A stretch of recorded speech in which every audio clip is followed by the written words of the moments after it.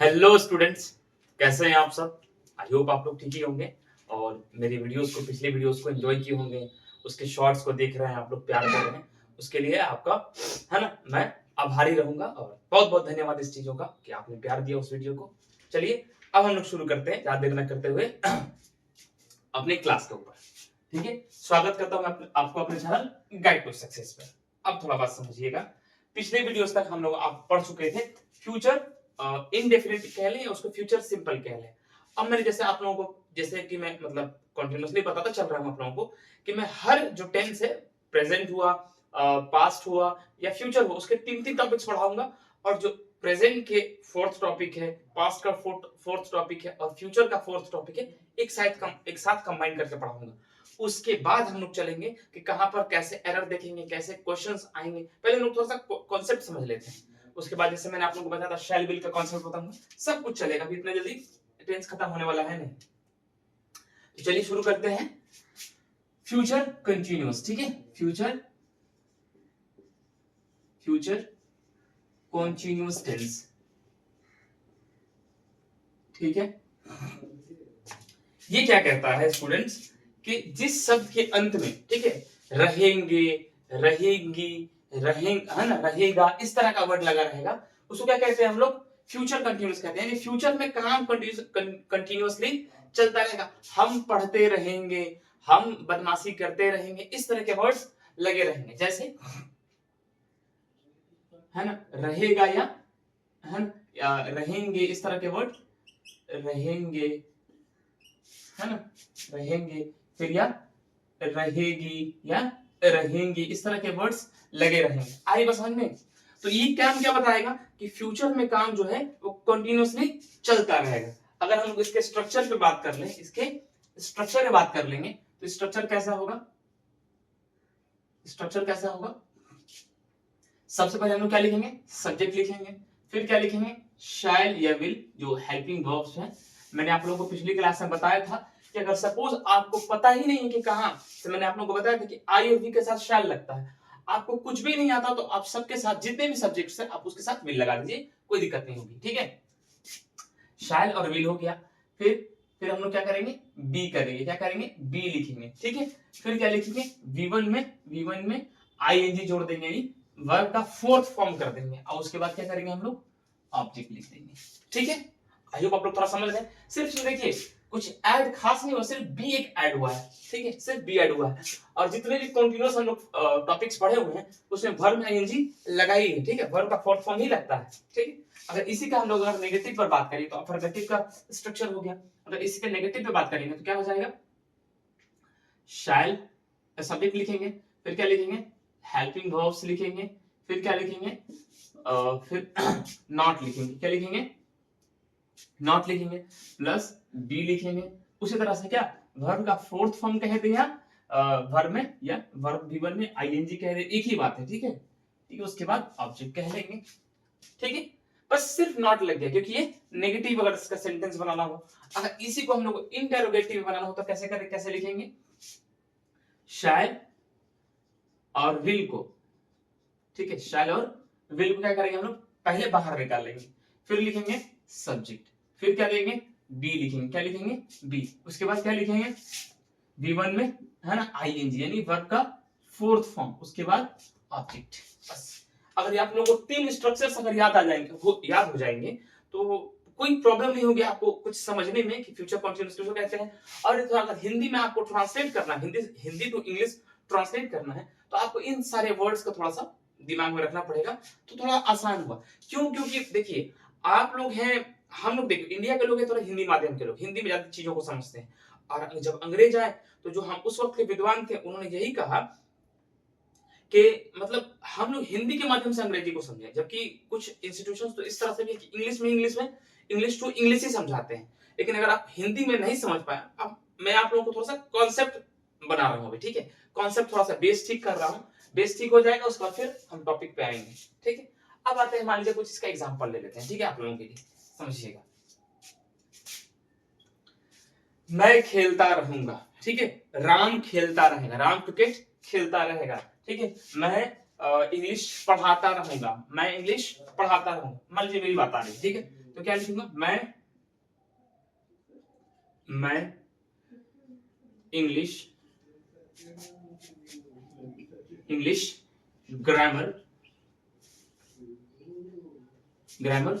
पढ़ाता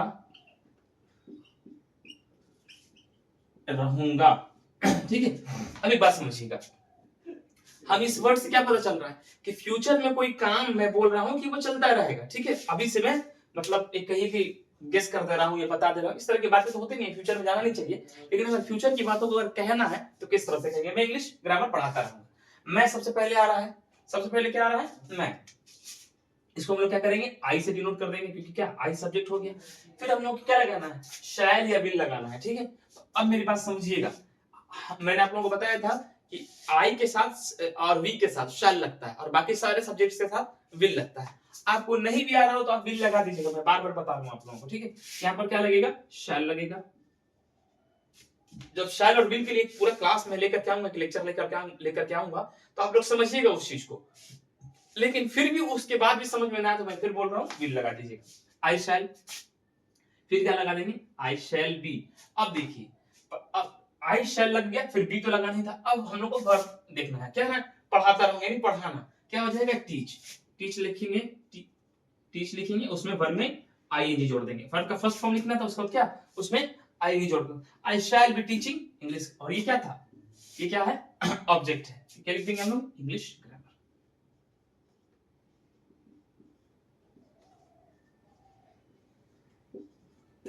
ग्रामर का आप लोग थोड़ा सा स्पेलिंग ठीक कर लीजिएगा। ठीक है, GREMMER होता है। ठीक है, लोगों को लगता है शायद ई है, बहुत से लोगों को लगता है कि ई आर यहाँ पर क्या कहते हैं, स्पेलिंग होगा। एक और बात समझिएगा, मैंने सिर्फ इंग्लिश क्यों नहीं लिखा, सपोज मैं ये भी तो लिख सकता हूँ, मैं इंग्लिश पढ़ाता रहूंगा। तो इंग्लिश इस वक्त नेशनैलिटी को डिनोट करता है। और जब मैंने लिखा कि इंग्लिश ग्रामर पढ़ाता रहूंगा, इंग्लिश लिटरेचर पढ़ाता रहूंगा, तब जाकर एक सब्जेक्ट की बात हुई। अगर मैं बोलूंगा मैं इंग्लिश टीचर हूँ, तो इसका मतलब है कि मैं इंग्लैंड से आया हूँ, जबकि मैं तो पूरा भारतीय हूँ। ये क्या है, मुझे बताना पड़ेगा कि मैं इंग्लिश ग्रामर का टीचर हूं, मैं इंग्लिश लिटरेचर का टीचर हूं। इस बात को ध्यान रखिएगा, इसलिए मैं यहाँ पे ग्रामर लिखा, यहाँ पे लिटरेचर भी लिख देता। फिर अगर मान लीजिए इसी बात को हमको नेगेटिव फॉर्म में बोलना हो कि मैं इंग्लिश नहीं पढ़ाता रहूंगा, ये भी बात कह सकते हैं, जबकि ऐसा होना नहीं है। ठीक, इसको कैसे लिखेंगे, आई शैल नॉट बी। ठीक है, फिर क्या लिखेंगे, टीचिंग, है ना, इंग्लिश ग्रामर। बस बात खत्म। अगर इसी बात को हम लोग को इंटरोगेटिव के फॉर्म में बोलना हो तो कैसे बोलेंगे, सिर्फ क्या करेंगे, इसको बाहर निकाल देंगे। क्या करेंगे, इसको बाहर निकाल देंगे, शैल लिखेंगे, शैल आई, है ना, बी टीचिंग, फिर क्या कहते हैं, इंग्लिश ग्रामर। ठीक है, इसका मतलब क्या हो जाएगा कि क्या मैं इंग्लिश ग्रामर पढ़ाता रहूंगा। अब देखिए, फ्यूचर में बात चल रही है कि क्या मैं इस तरह का काम कर पाऊंगा, क्या मैं इंग्लिश ग्रामर पढ़ा पाऊंगा, क्या मैं क्रिकेट खेल पाऊंगा, क्या मैं दौड़ पाऊंगा, इस तरह की बातें आ रही है। ठीक है, तो आप बात समझिए कि एक ही एग्जांपल से मैंने तीन आपको क्या कहते हैं, ये तीन स्ट्रक्चर के तीनों मैंने आप लोगों को एग्जांपल सेट करके बता दिए। ठीक, अब आप लोगों को थोड़ा होमवर्क इस टाइप का रहेगा कि आप लोग खुद प्रैक्टिस करें कुछ वर्ड्स को लेकर के, जिसका अंत हो रहेगा, रहेगी, रहेंगे, इस तरह के वर्ड से जो डिनोट करेंगे फ्यूचर में काम चलता रहा। उस हिसाब से आप लोग फिर है ना एग्जांपल बनाइएगा और समझिएगा। जिसको स्क्रीनशॉट लेना होगा ले लेगा। ठीक है, चलिए फिर आते हैं हम लोग फ्यूचर परफेक्ट पे। और जैसे कि मैंने आप लोगों को बताया था फ्यूचर परफेक्ट पढ़ाऊंगा, 2 टॉपिक पढ़ा करके, और फिर आप लोगों से विदा लूंगा। और जो बचेगा फ्यूचर परफेक्ट कंटीन्यूअस टेंस, और जो 2 छोड़ के आए हम लोग, प्रेजेंट परफेक्ट कंटीन्यूअस टेंस और पास्ट परफेक्ट कंटीन्यूअस टेंस, उसको फिर हम लोग पढ़ेंगे। ठीक है, अब समझते हैं अब क्या पढ़ना है, फ्यूचर परफेक्ट टेंस। ठीक है, फ्यूचर परफेक्ट टेंस पढ़ना। ठीक है, अब बात समझिए, ये कहता है, ये सेंटेंस कहता है, ये टॉपिक कहता है कि जिस शब्द के अंत में चुकेंगे, चुकेगा, ठीक है, चुकेगा, है ना, चुकेगी, चुकेगी या चुकेंगे, इस तरह के वर्ड्स, ठीक है, लगे रहेंगे हिंदी माध्यम से अगर समझे तो उसको क्या हम लोग फ्यूचर परफेक्ट में रखते हैं। किस में रखते हैं, फ्यूचर परफेक्ट में रहते हैं। अब बात समझिएगा, इसे कुछ कोई ये नहीं है, मैं, है ना, मैं क्या कहते हैं, अगर मान लीजिए दिसंबर की बात करेंगे, टाइमिंग देखिए यहाँ पर, बस टाइमिंग का अगर नहीं आएगा बात, फ्यूचर परफेक्ट कंटीन्यूअस टेंस आ जाएगा। सपोज मैं कहूंगा मैं पढ़ा चुकूंगा, मैं इंग्लिश ग्रामर पढ़ा चुकूंगा, मैं टेंस पढ़ा चुकूंगा, मैं खाना खा चुकूंगा, मतलब सपोज पार्टी की बात चल रही है कि पार्टी में कोई आने वाला है, मैं शादी कर चुकूंगा। अब इस तरह की बातें आएंगी कि मान लीजिए कि कौन पढ़ रहा है कौन नहीं पढ़ रहा है, मैं सिलेबस खत्म कर चुकूंगा, इस तरह की बातें आएंगी। थोड़ा सुनने में अजीब लगेगा, लेकिन फ्यूचर पे काम परफेक्टली डन होता हुआ दिखे। और चुकेंगे या चुकूंगा इस तरह के वर्ड से खत्म हो या ना हो कोई फर्क नहीं पड़ता है, लेकिन आपको ये बताना, उस वर्ड से पता चलना चाहिए कि फ्यूचर में काम परफेक्टली डन हो जाए। ठीक है, जैसे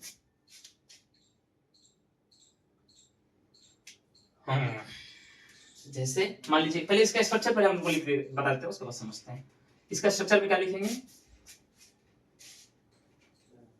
ठीक है, स्ट्रक्चर पे क्या लिखेंगे, इसका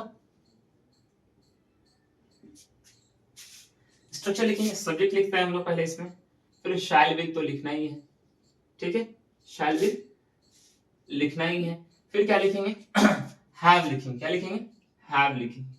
उसके बाद क्या लिखते हैं हम लोग, वर्ब का थर्ड फॉर्म लिखते हैं, उसके बाद ऑब्जेक्ट लिखते हैं। एक बात और याद रहे कि जब भी हम लोग परफेक्ट पढ़े उसमें ध्यान दिए होंगे आप लोग, वर्ब का थर्ड फॉर्म लगता है, ठीक है। अब इसी का अगर नेगेटिव फॉर्म में आ जाए तो कैसे करेंगे, कैसे लिखेंगे इसका स्ट्रक्चर, सब्जेक्ट लिखेंगे, सब्जेक्ट शैल विल तो लिखना ही था, ठीक है, सब्जेक्ट शैल विल लिखना ही है, हेल्पिंग वर्ब्स।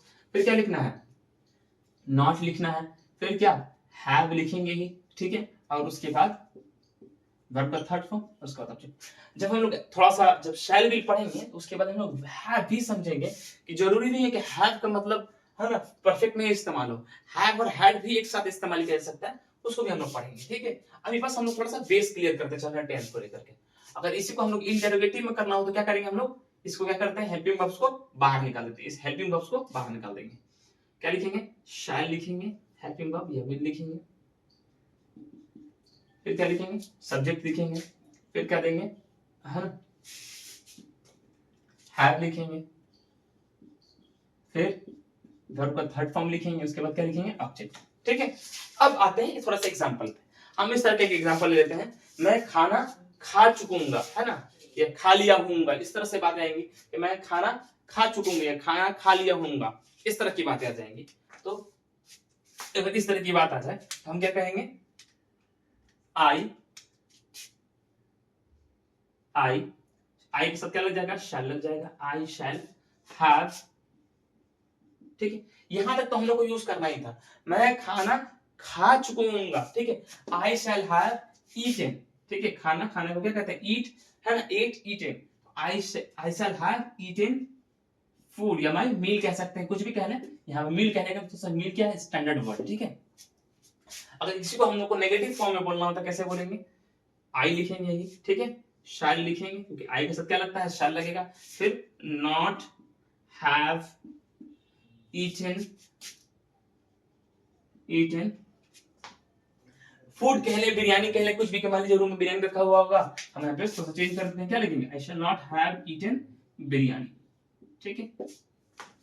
अगर इसी वर्ड को अगर हम लोगों को बोलना हो, क्या कहते हैं, इंटरोगेटिव के फॉर्म में क्या कहेंगे, इसको बाहर निकाल देंगे, क्या करेंगे, हेल्पिंग वर्ब को बाहर निकाल लेते हैं।